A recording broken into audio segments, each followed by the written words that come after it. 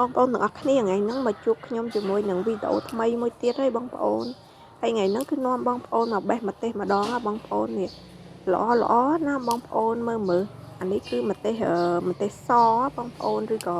ភាគច្រើនខ្ញុំហៅតែម្ទេសទេបងប្អូនម្ទេសខ្មែរយើងហៅតែម្ទេសខ្មែរឬក៏ម្ទេសសយើងហ្នឹងណាបងប្អូន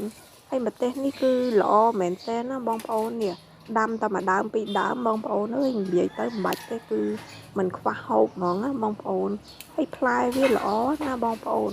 ផ្លែច្រើនមែនតែនហ្មងណាបងប្អូនហើយផ្លែវាឡើងធំថ្លោសល្អទៀតណាបងប្អូននេះល្អមែនតែនហ្មងណាបងប្អូនទាំងអស់គ្នានិយាយទៅគឺច្រើនណាបងប្អូនផ្លែវា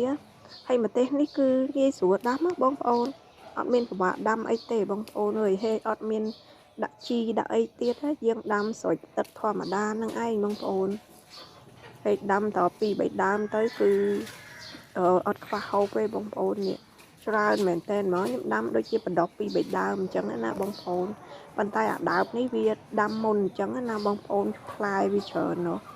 ហើយមានដូចជាមាន2 3ដើមនៅចិត្តនឹងទៀតវាអត់ទាន់ផ្លែអញ្ចឹងណាដើមវានៅទូចទេបងប្អូនហើយបងប្អូនមើលនេះផ្លែវាល្អ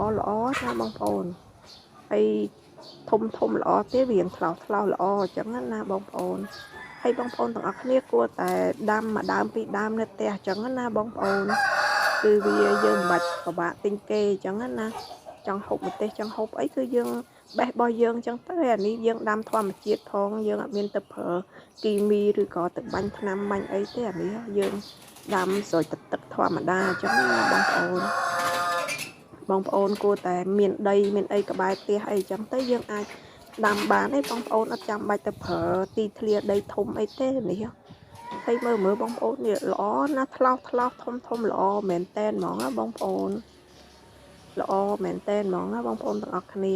ហ្នឹងហើយបងប្អូនអរគុណបងប្អូនដែលបានតាមដានវីដេអូរបស់ខ្ញុំណាបងប្អូនហើយកុំភ្លេចជួយ Subscribe Channel របស់ខ្ញុំមួយផងបងប្អូន